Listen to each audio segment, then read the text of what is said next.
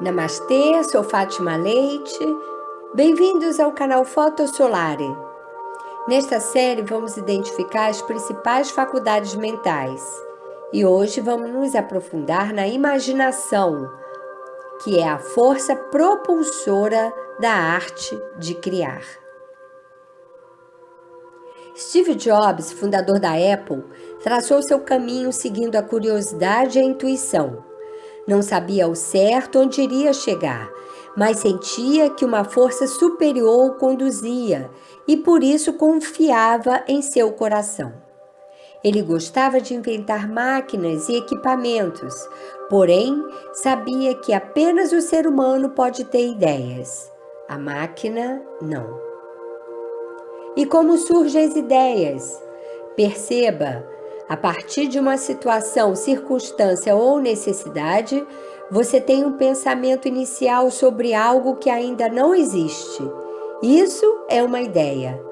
Então, você tem o desejo, um desejo forte, e decide transformar aquela ideia em realidade. A esta decisão, se você juntar vontade e perseverança, ninguém mais o impedirá de seguir seu caminho. Foi isso que aconteceu a Thomas Edison, que viveu de 1847 a 1931. Americano, curioso nato, aos 22 anos criou seu primeiro invento, que foi bem aceito na sociedade, pois se tratava do primeiro indicador automático de cotações na Bolsa de Valores de Nova York. Aos 26 anos, inventou a máquina de escrever, sendo sua invenção aproveitada pela empresa Hamilton. Thomas Edison inventou também o mimeógrafo, que foi o primeiro jeito de se fazer cópias. Criou o fonógrafo, aparelho que conseguia gravar a voz humana e que mais tarde deu origem ao toca-discos. Thomas Edison foi a 23ª pessoa a tentar criar a lâmpada elétrica incandescente. Depois de tentar mais de 700 vezes, foi questionado por um amigo se não estaria perdendo tempo com todas aquelas tentativas, ao que ele respondeu: "Nossa maior fraqueza está em desistir. O caminho mais curto de vencer é sempre tentar mais uma vez." E assim, continuou e só conseguiu depois de ter tentado 1.200 vezes, quando estava com 32 anos de idade. E quando o chamavam de gênio, ele revidava dizendo: "Genialidade é 1% de inspiração e 99% de transpiração." Aos 43 anos, criou sua empresa, a Edison General Electric Company, e depois de alguns anos passou a comercializar a lâmpada. Outro grande inventor, Henry Ford, viveu de 1863 a 1947. Era um americano que, após a morte de sua mãe, foi trabalhar para ajudar o pai em uma oficina. Se aprofundou nos estudos e, depois de alguns anos, se formou em engenharia mecânica. Logo foi trabalhar na empresa de eletricidade de Thomas Edison, onde nas horas vagas planejava construir peça por peça um veículo movido a gasolina. Thomas Edison o conheceu, ficou sabendo dos seus objetivos e o apoiou, permitindo que ficasse na fábrica depois do expediente para fazer seus experimentos. Aos 25 anos, Henry Ford, embora grato, demitiu-se da empresa, decidido a se tornar um fabricante de automóveis. Casou-se com Clara Jane e foram morar em um subúrbio de Detroit com determinação. Instalou sua primeira e precária oficina. Sim, precária, mas foi dali que saiu o quadriciclo. Embora rudimentar, quase não consumia combustível e por isso apareceram vários compradores para aquele novo invento. Ele não sabia o que aconteceria, mas tinha um sonho. Sua intenção era produzir um carro o mais simples possível, que pudesse comportar uma família inteira, mas ao mesmo tempo ser pequeno o suficiente para ser guiado e mantido por uma única pessoa. Em 1902, Henry Ford fundou a Ford Motor Company. Sua nova indústria trabalhava então no processo de padronização de veículos. E assim lançou em 1903 seu primeiro carro chamado Modelo A de 2 cilindros. O sucesso foi total. Choveram encomendas.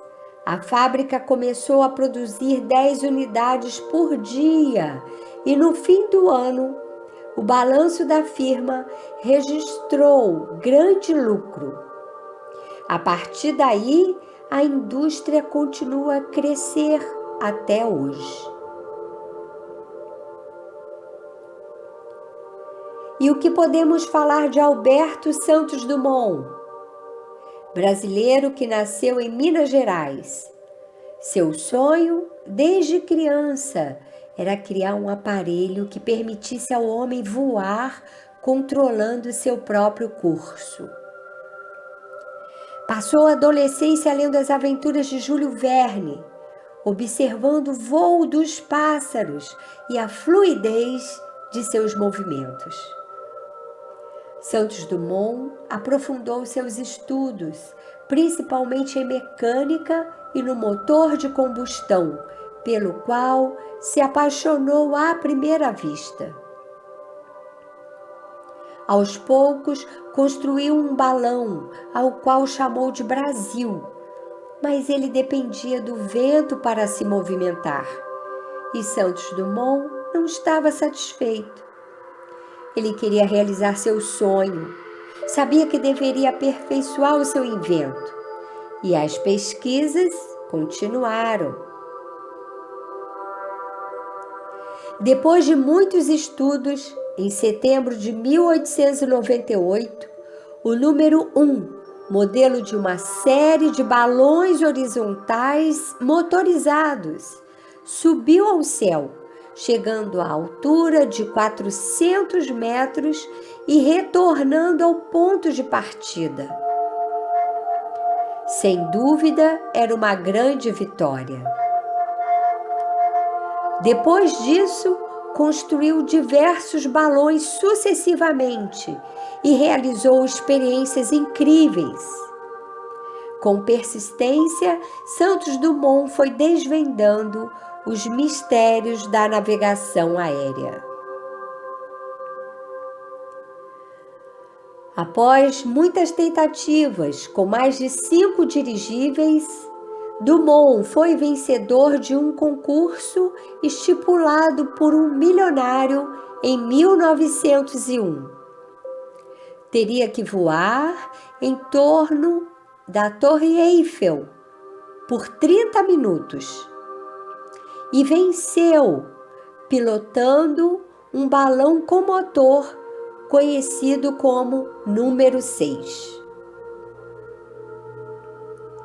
Continuou criando vários modelos e fazendo testes, até que no dia 23 de outubro de 1906, o brasileiro cumpriu alguns desafios na presença de grande público nos arredores de Paris, com um modelo chamado 14 bis, uma aeronave mais pesada que o ar, alcançando 60 metros de altura.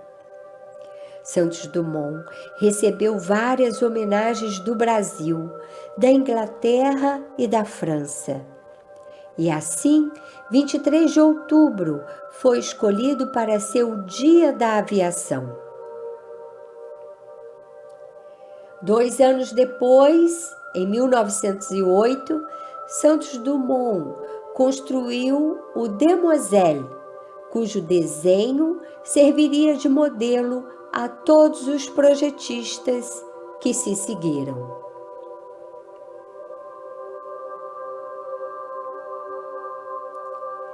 Bem, com a imaginação, temos a capacidade de criar novos estilos na arte. Além disso, um arquiteto pode construir uma casa onde antes só havia um espaço vazio. Podemos inventar palavras, poemas, grandes histórias, equipamentos, máquinas, satélites espaciais, plataformas marítimas. Mas preste atenção.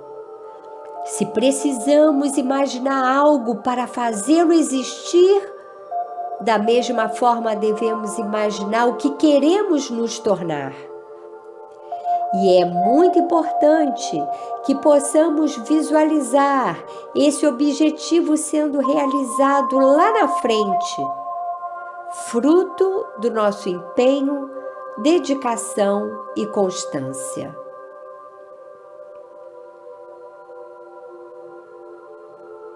Perceba, a imaginação é a mais poderosa faculdade mental do ser humano, porque é através dela que a suprema e infinita sabedoria de Deus nos permitiu também criar. E lembre-se, as estrelas no céu não brigam entre si. Cada uma tem sua luz e todas brilham em perfeita harmonia.